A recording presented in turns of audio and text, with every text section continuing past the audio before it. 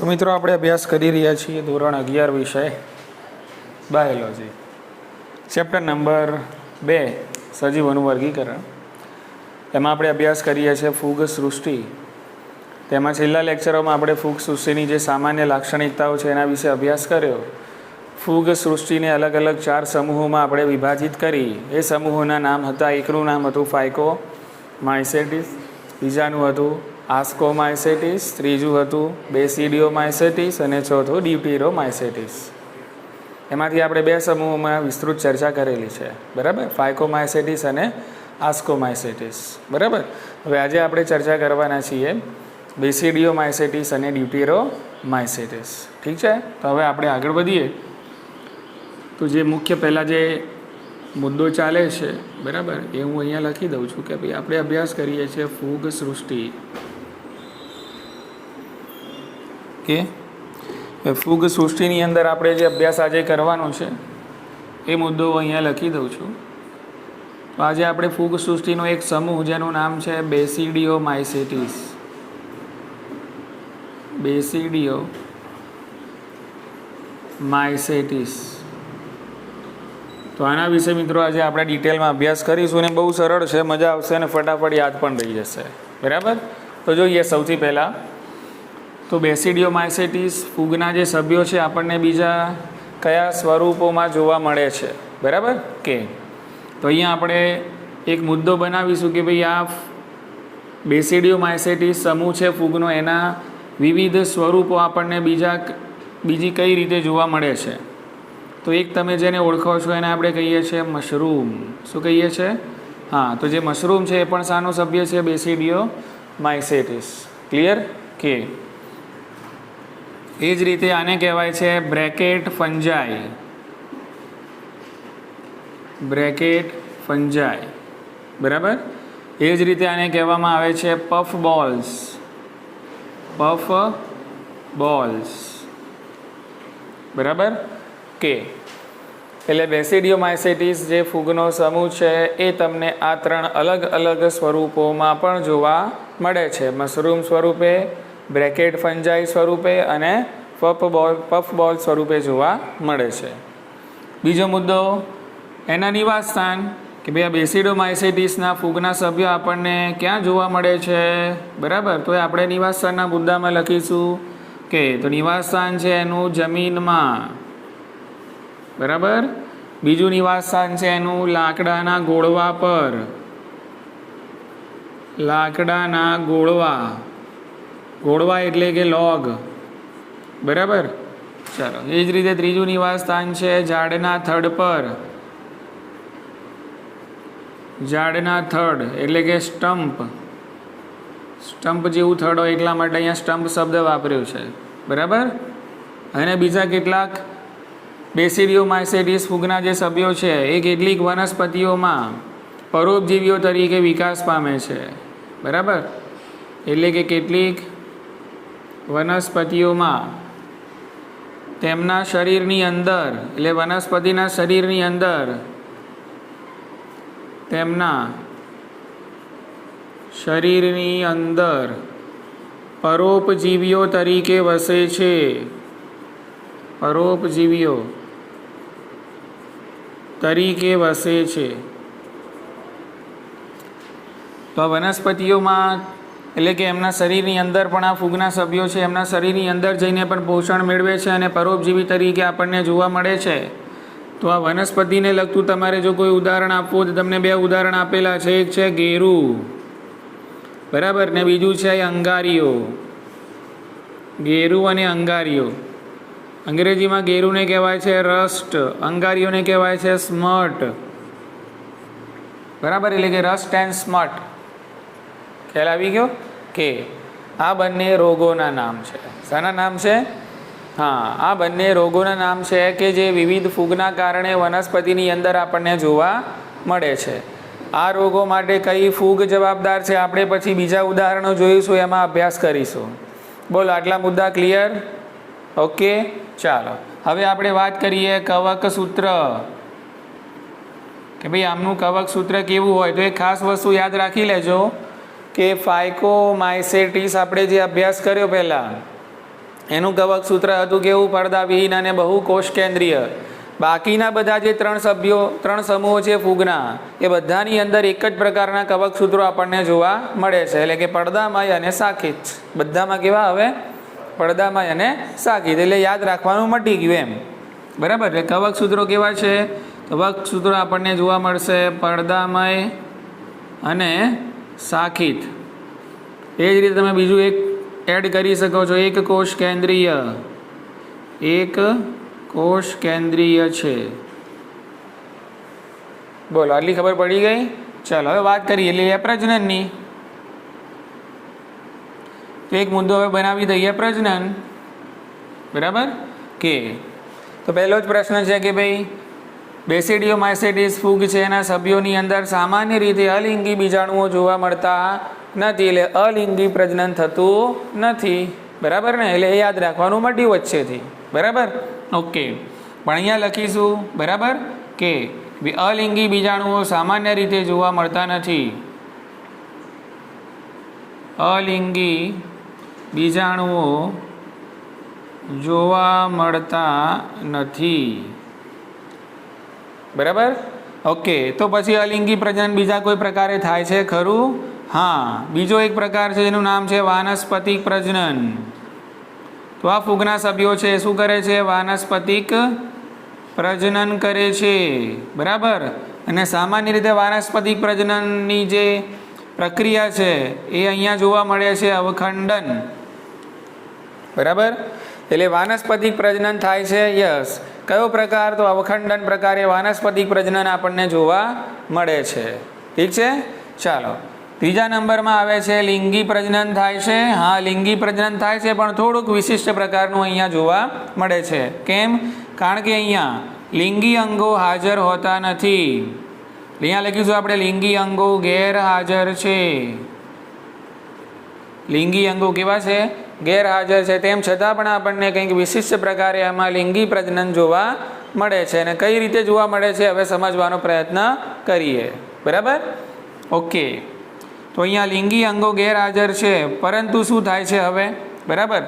તો અહીંયા હવે સમજી લો કે વિશિષ્ટ પ્રકારના બે હરીફ વિભેદો અથવા તો જનીન પ્રકારો. અહીંયા હું લખીશું બે કેટલાક વિશિષ્ટ વિભેદો, એટલે કે વિભેદનો, કંઈક અલગ રચનાઓ એમ. બરાબર. અથવા તો તમે લખી શકો છો જનીન પ્રકારો. બરાબર. એટલે બે વિભેદિત રચનાઓ ધરાવતા અથવા તો બે અલગ અલગ જનીન પ્રકારો ધરાવતા અહીંયા ભેગા થાય છે વાનસ્પતિક કોષો. ભેગા થાય છે અહીંયા વાનસ્પતિક કોષો, અથવા તમે કહી શકો દૈહિક કોષો. વાનસ્પતિક કોષો અથવા તો દૈહિક કોષો ભેગા થાય છે. અને મેં કીધું હતું એ પ્રમાણે આપણે આગળ ભણ્યા કે ભાઈ લિંગી પ્રજનનની અંદર મુખ્યત્વે 3 તબક્કાઓ જોવા મળે છે. પહેલાં થાય જીવરસ સંયુગ્મન. ક્લિયર છે કે? તો આ બે વિભેદિત રચનાઓ જે છે એ સમજી લો કે આ બે વિભેદિત અથવા તો બે અલગ અલગ જનીન પ્રકાર ધરાવતા શું છે? વાનસ્પતિક કોષો છે અથવા તો દૈહિક કોષો છે. બરાબર. તે તો હવે આ જે બે દૈહિક કોષો છે એમના જીવરસનું થશે સંયુગ્મન. બરાબર. એમના જીવરસનું શું થાય છે? સંયુગ્મન થાય છે. તો અહીંયા હું નીચે લખું છું જીવરસનું સંયુગ્મન. જીવરસનું સંયુગ્મન થાય છે. બરાબર. જીવરસનું સંયુગ્મન તો થાય છે, પણ તરત જ કોષ કેન્દ્રનું સંયુગ્મન થતું નથી. બરાબર. અને એટલા માટે આપણને અહીંયા મધ્યવર્તી દ્વિકોષ કેન્દ્રીય અવસ્થા જોવા મળે છે. બરાબર. તો અહીંયા હું લખીશ જીવરસનું સંયુગ્મન તો થાય છે, પણ તરત જ કોષ કેન્દ્રનું સંયુગ્મન થતું નથી. તેથી અહીંયા જોવા મળે છે આપણને દ્વિકોષ કેન્દ્રીય અવસ્થા. તમે અહીંયા જોઈ શકો છો જીવરસ તો ભેગા થઈ ગયા, પણ આ કોષ કેન્દ્રો ભેગા થયા નથી. એટલે અહીંયા જોવા મળશે આપણને દ્વિકોષ કેન્દ્રીય અવસ્થા. દ્વિકોષ કેન્દ્રીય અવસ્થા જોવા મળે છે. અને આપણે આગળના મુદ્દાઓમાં પણ ભણી ગયા કે બેસિડિયોમાઇસેટિસ અને આસ્કોમાઇસેટિસના સભ્યોની અંદર મધ્યવર્તી દ્વિકોષ કેન્દ્રીય અવસ્થા આપણને જોવા મળે છે. બરાબર. ઓકે. ચાલો, હવે આ જે દ્વિકોષ કેન્દ્રીય અવસ્થા છે, બરાબર, એ કઈ રચના ધારણ કરે છે? બરાબર. તો આ દ્વિકોષ કેન્દ્રીય અવસ્થા છે શામાં વિકાસ પામે છે? કે તો અહીંયા આપણે લખીશું એ વિકાસ પામે છે પ્રકણી બીજાણુ ધાનીમાં શામાં વિકાસ પામશે? પ્રકણી બીજાણુ ધાનીમાં વિકાસ પામે છે. બોલો, ખ્યાલ આવી ગયો? ઓકે. હવે આ પ્રકણી બીજાણુ ધાનીમાં દ્વિકોષ કેન્દ્રીય અવસ્થા જે તમને વિકાસ પામતી જોવા મળે છે, બરાબર? ઓકે. એનું આગળ શું થશે? તો એનું હવે પ્રકણી બીજાણુ ધાનીમાં હવે થશે કોષ કેન્દ્રનું સંયુગ્મન. હવે શું થશે? કોષ કેન્દ્રનું સંયુગ્મન અને થશે અર્ધીકરણ. બરાબર? ક્યાં થશે? પ્રકણી બીજાણુ ધાનીમાં. ઉતરે છે મગજમાં વાત? બરાબર? એટલે પ્રકણી બીજાણુ ધાનીમાં થશે હવે કોષ કેન્દ્ર સંયુગ્મન, જે અહીંયા થયું હતું નહીં. બરાબર? એટલે અહીંયા આપણે કરી દીધું કોષ કેન્દ્ર સંયુગ્મન. તો અહીંયા થાય છે કોષ કેન્દ્ર સંયુગ્મન. ચલો, કોષ કેન્દ્ર સંયુગ્મન થઈ ગયા પછી થશે અહીંયા અર્ધીકરણ. અહીંયા થશે અર્ધીકરણ. બરાબર? અને અર્ધીકરણ થશે એટલે આપણે આગળ જોયું છે આપણને મળે 4 એકકીય બીજાણુઓ. અર્ધીકરણ થાય એટલે મળશે આપણને 4 એકકીય બીજાણુઓ. એટલે અહીંયા જે 4 એકકીય બીજાણુ મળવાના એ કયા મળશે? પ્રકણી બીજાણુઓ. શું મળશે? પ્રકણી બીજાણુઓ. બરાબર? તો અહીંયા અર્ધીકરણની પ્રક્રિયાથી પેદા થાય છે 4 એકકીય પ્રકણી બીજાણુઓ નિર્માણ પામે છે.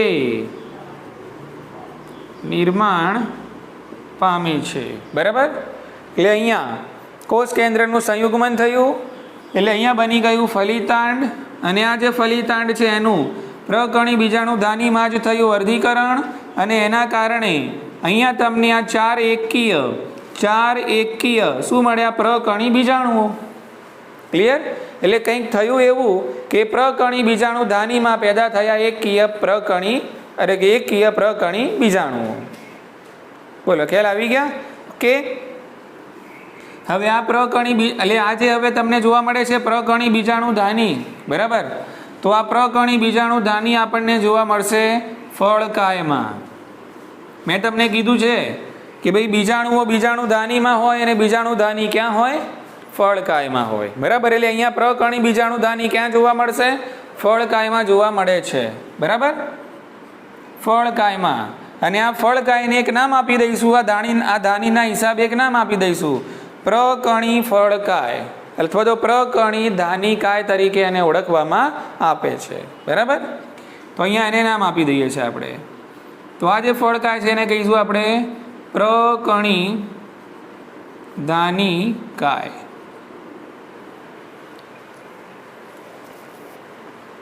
બોલો, આટલી વસ્તુ સમજણ પડી? હવે આ જે 4 એકકીય પ્રકણી બીજાણુઓ છે, બરાબર?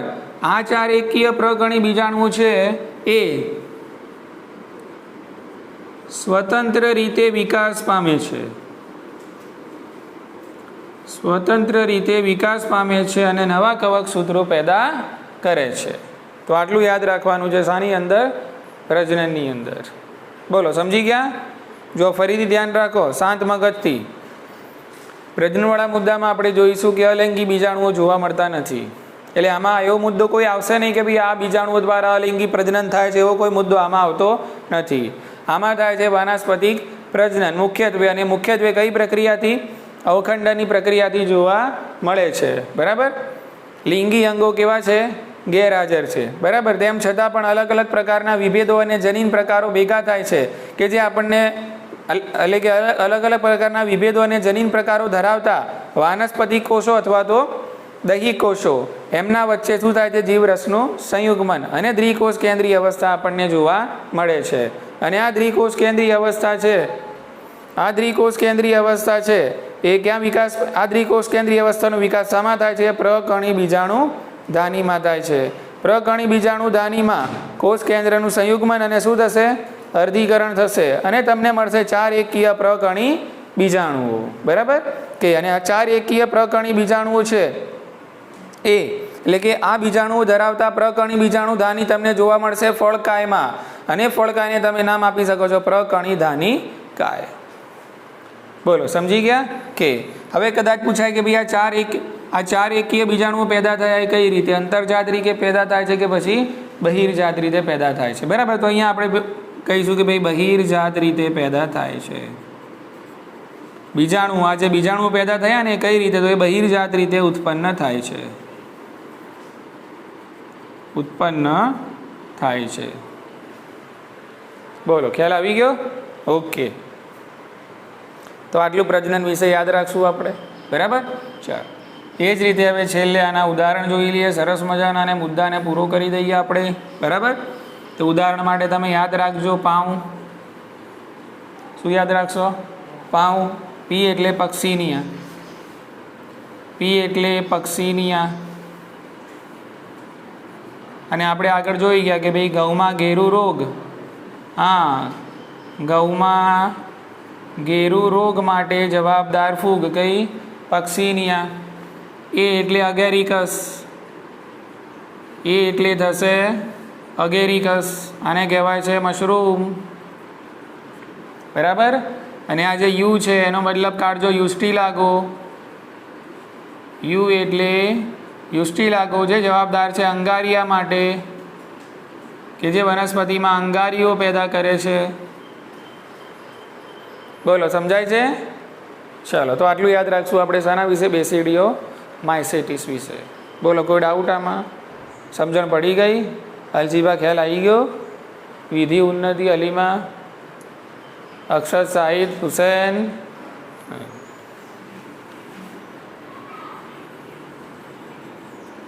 ચાલો, તો હવે આપણે બીજો સમૂહ છે પૂરો કરીએ, જેનું નામ છે ડ્યુટેરોમાઇસેટિસ. બરાબર, એની અંદર આટલી બધી વાત નહીં થાય.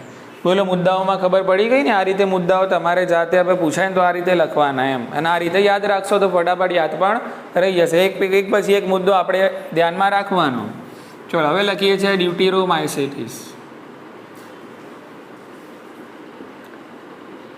ડ્યુટેરોમાઇસેટિસ.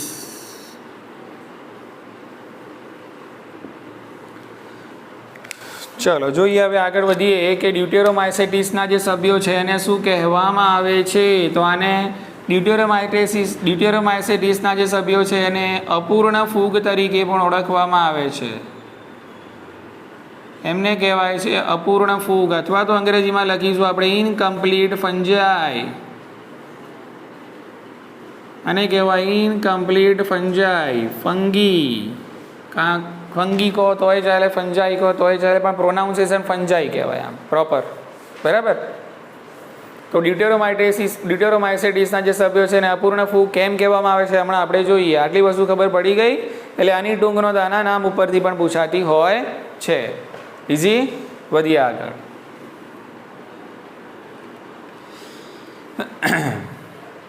હવે આ ડ્યુટેરોમાઇસેટિસ જે ફૂગ છે એના જે સભ્યો છે એની અંદર બે જ તબક્કાઓ આપણને પ્રજનનના સાબિત થયેલા જોવા મળે છે. બરાબર, એક છે વાનસ્પતિક તબક્કો. એક કયો છે?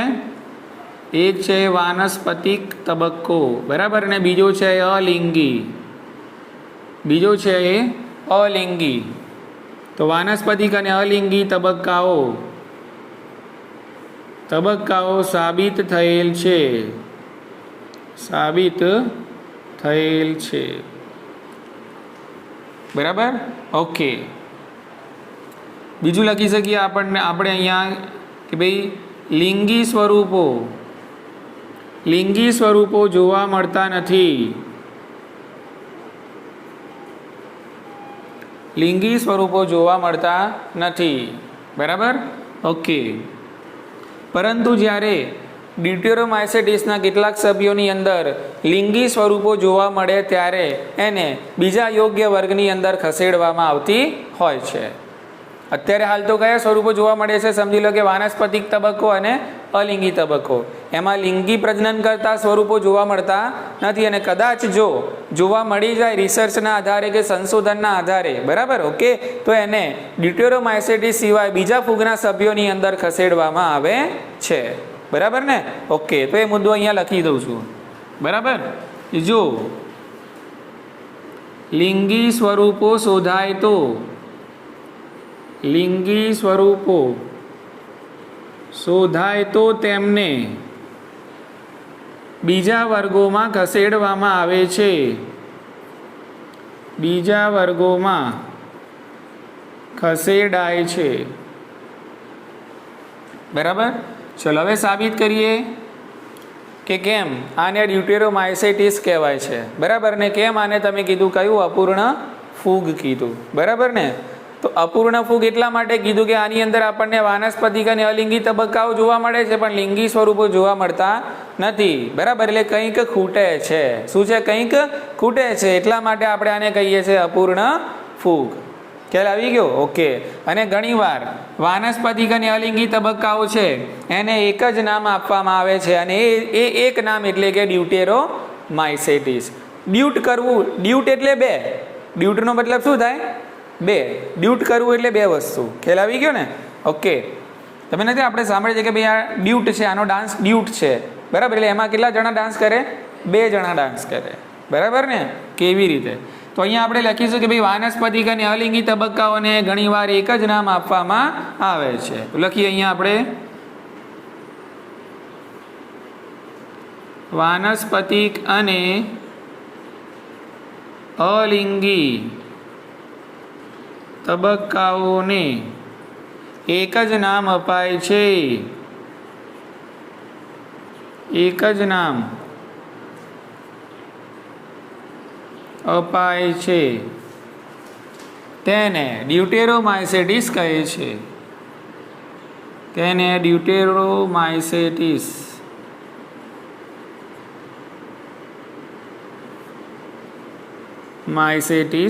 કહે છે. બોલો, આટલી ખબર પડી ગઈ? ઓકે. હવે થતું હતું શું? ધ્યાન રાખો કે કેટલીક વાર છે ડ્યુટેરોમાઇસેટિસના કોઈ ફૂગના સભ્યો હોય છે એની અંદર જાણવા મળે કે ભાઈ અરે આના અંદર તો લિંગી સ્વરૂપો જોવા મળે છે, એટલે પાછું એને ઉઠાઈને નાખો આસ્કોમાઇસેટિસમાં. શામાં નાખો? આસ્કોમાઇસેટિસમાં, કાં તો પછી નાખો બેસિડિયોમાઇસેટિસમાં. એટલે આવું પણ થતું હતું એમ. બરાબર કે ભાઈ આમ તો જોવા મળતા હતા એની અંદર કયા?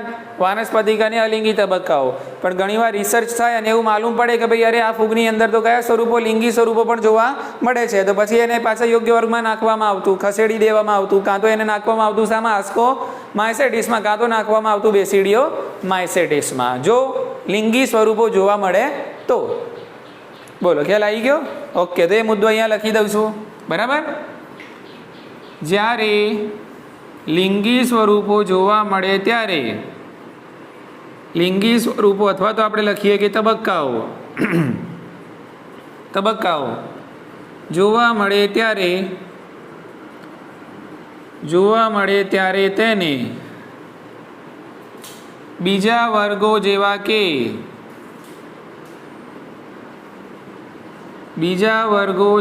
કે આસ્કોમાઇસેટિસ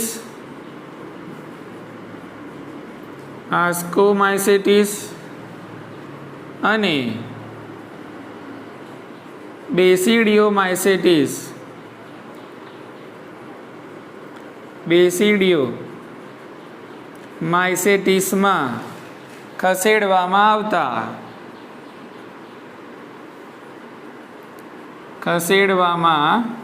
આવતા હતા.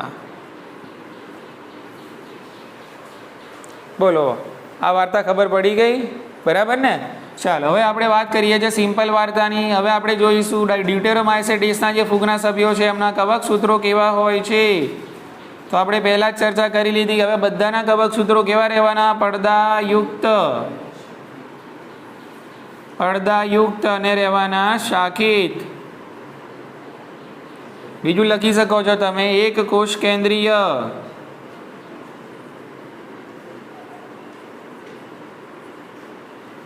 બોલો, ખ્યાલ આવી ગયો? ચાલો વધીએ આગળ. હવે પ્રજનન. તો જો આમાં તો સામાન્ય રીતે લિંગી સ્વરૂપો તો જોવા મળતા નથી, એટલે લિંગી પ્રજનનની કથા અહીંયા કરવાની છે નહીં. અહીંયા ખાલી કથા કરવાની છે અલિંગી પ્રજનનની. બરાબર. તો અહીંયા પ્રજનન થશે કયું? અલિંગી પ્રજનન. શાના દ્વારા થાય છે? તો અલિંગી બીજાણુઓ દ્વારા. અલિંગી પ્રજનન ઓબ્વિયસ અલિંગી બીજાણુઓ દ્વારા જ થાય, લિંગી બીજાણુઓ દ્વારા થાય નહીં. અચ્છા, અલિંગી બીજાણુઓ તો કયા અલિંગી બીજાણુઓ? તો કણી બીજાણુઓ. કયા બીજાણુઓ ભાઈ? કણી બીજાણુઓ, બરાબર. કણી બીજાણુઓ ક્યાં પેદા થશે? તો કણી બીજાણુ ધાનીમાં. કણી બીજાણુ ધાનીમાં પેદા થાય છે. બોલો, આટલી ખબર પડી ગઈ? ઓકે. અને આ બીજાણુઓ પછી સ્વતંત્ર રીતે નવા કવક સૂત્રો પેદા કરે છે. ક્લિયર? બહુ સિમ્પલ છે. પ્રજનન તો અલિંગી પ્રજનન થાય છે. લિંગીનો તો કોઈ સવાલ છે નહીં અહીંયા, બરાબર. કોઈ સ્વરૂપોમાં જોવા મળી જાય તો પણ એને આપણે નાખી દઈએ છીએ પછી કયા સભ્યોની અંદર? આસ્કો અથવા તો બેસિડીઓમાં નાખી દઈએ છીએ. અલિંગી બીજાણુ દ્વારા થશે. અલિંગી બીજાણુઓ કયા? કણી બીજાણુઓ, જે કણી બીજાણુ ધાનીમાં પેદા થાય છે. ક્લિયર ને? અને પછી સ્વતંત્ર રીતે વિકાસ પામીને નવા કવક સૂત્રોનું નિર્માણ કરે છે. ઉતરી ગઈ મગજમાં વાત? ચલો વાત કરીએ હવે પોષણની. તો બધી ફૂગ વિષમપોષી છે તો ફાઇનલ જ છે, પણ વિષમપોષીમાં કયા પ્રકારની છે? બરાબર. ઓકે. તો અહીંયા ડ્યુટેરોમાઇસેટિસ છે એના કેટલાક સભ્યો આપણને જોવા મળે છે પરોપજીવી સ્વરૂપે. બરાબર.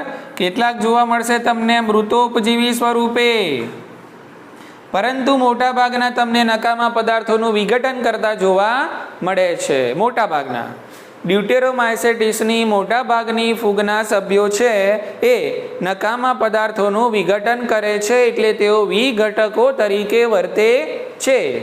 હા, કેટલાક પરોપજીવી પણ છે, કેટલાક મૃતોપજીવી પણ છે, પણ મોટા ભાગના વિઘટકો છે. ક્લિયર ને?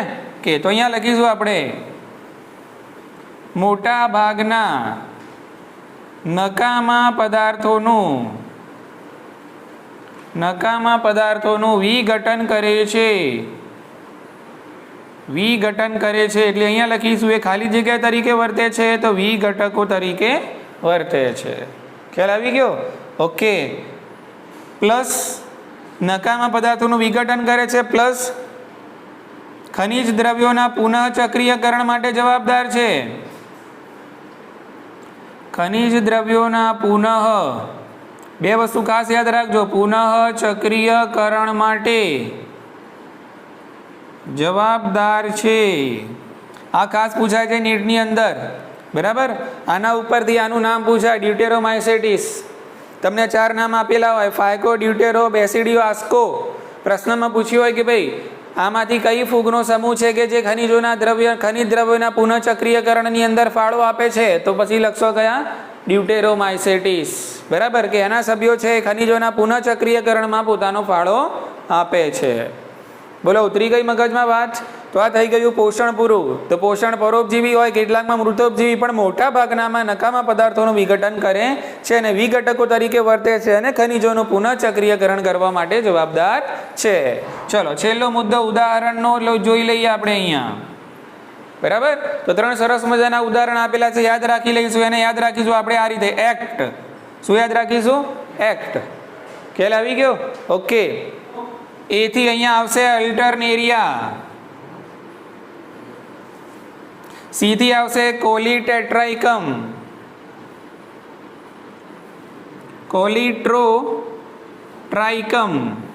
અને ટી થી આવશે ટ્રાઇકોડર્મા.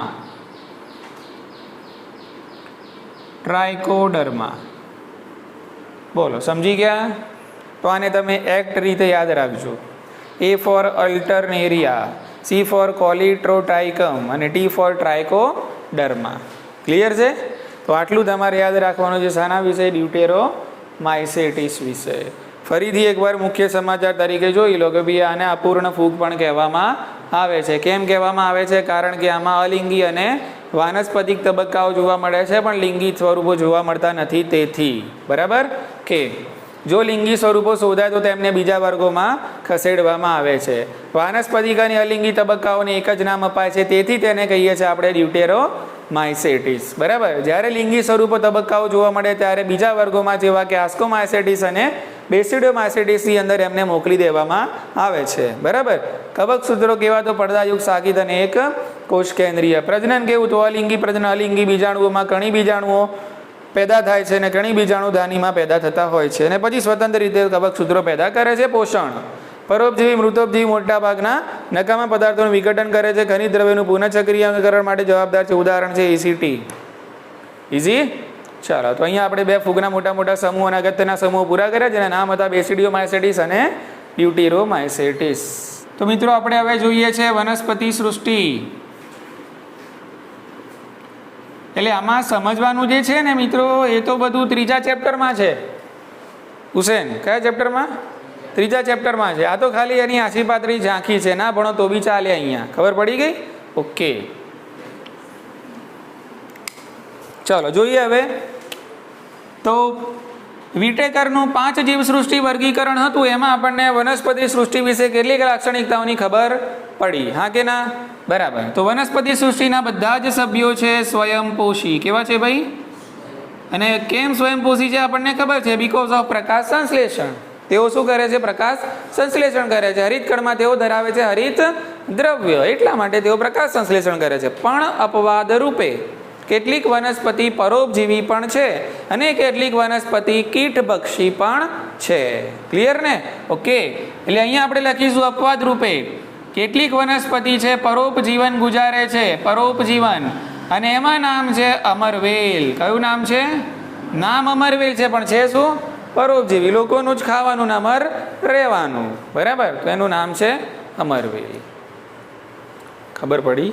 કે પછી આવે છે કીટભક્ષી વનસ્પતિ, કીટાહારી,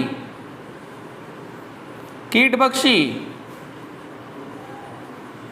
બરાબર, તો એની અંદર સરસ મજાના બે ઉદાહરણ આપેલા છે. અર્કજવર.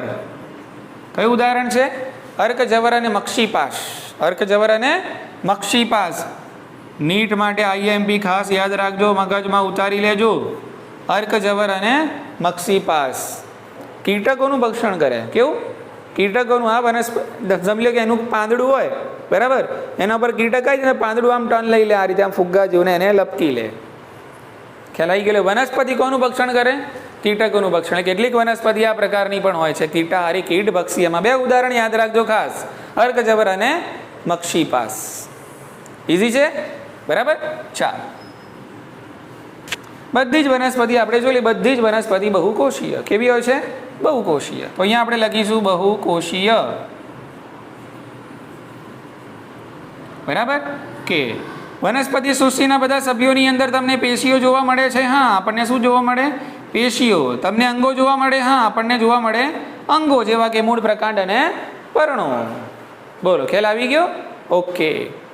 વનસ્પતિ સૃષ્ટિનું તમે વર્ગીકરણ ભણશો તો તમને ત્રીજા ચેપ્ટરની અંદર ભણવા મળશે કે ભાઈ વનસ્પતિ સૃષ્ટિ છે અલગ અલગ વર્ગોમાં વિભાજિત થયેલી છે, જેમાં આપણે ડિટેલમાં ભણવાનું છે એકાંગી વનસ્પતિ વિશે. શાના વિશે ભણશું આપણે?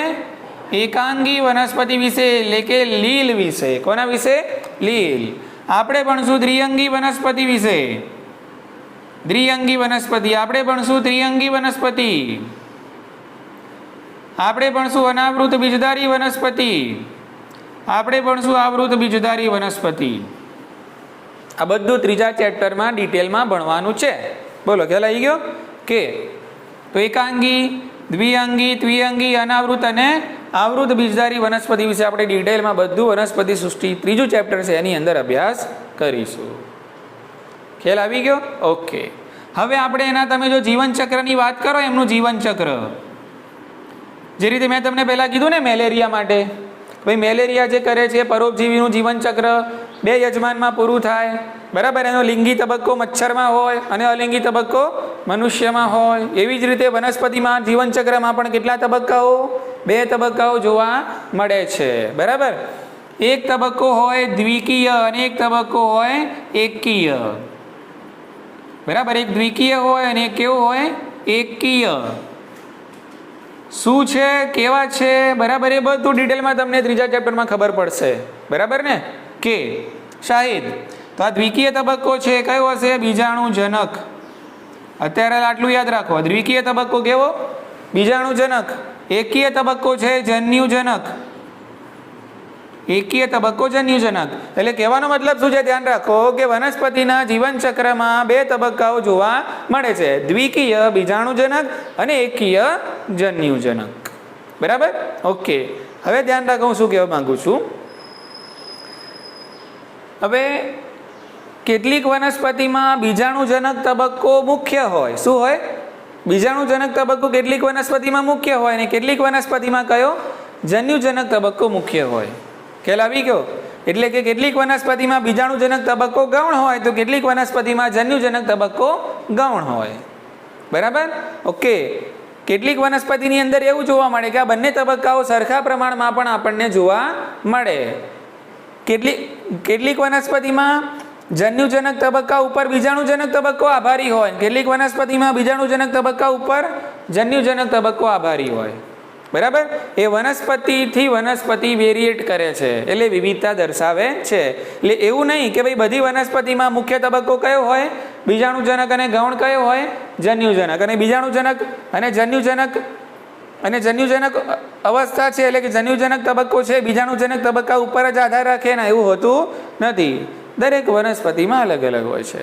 ઘણીવાર બીજાણુજનક ઉપરી થઈ જાય, જન્યુજનક ડાઉન થઈ જાય. ઘણીવાર જન્યુજનક ઉપરી થઈ જાય અને બીજાણુજનક ડાઉન થઈ જાય. ખ્યાલ આવી ગયો? તો આ રીતે વનસ્પતિની અંદર જીવનચક્રમાં બે તબક્કાઓ જોવા મળે છે જે અલ્ટરનેટ આવતા હોય છે. કેવા આવતા હોય છે? અલ્ટરનેટ. બીજાણુજનક પૂરું થાય એટલે કયો આવે? જન્યુજનક. જન્યુજનક પૂરું થાય એટલે કયો આવે? બીજાણુજનક. એટલે જન્યુજનકમાંથી બીજાણુજનક, બીજાણુજનકમાંથી જન્યુજનક. એટલે આ જે ઘટના છે એને કહેવાય એકાંતર જનન. શું કહેવાય એને? આને શું કહેવાય? યાદ રાખજો, ખાસ વ્યાખ્યા. બરાબર? તો વનસ્પતિના જીવનચક્રોમાં એક તબક્કામાંથી બીજા અને બીજામાંથી પછી પહેલા તબક્કામાં આ રીતે અલ્ટરનેશન ચાલુ જ રહેતું હોય છે. તો આને કહેવાય એક પછીનું એક, એટલે આને કહેવાય એકાંતર જનન.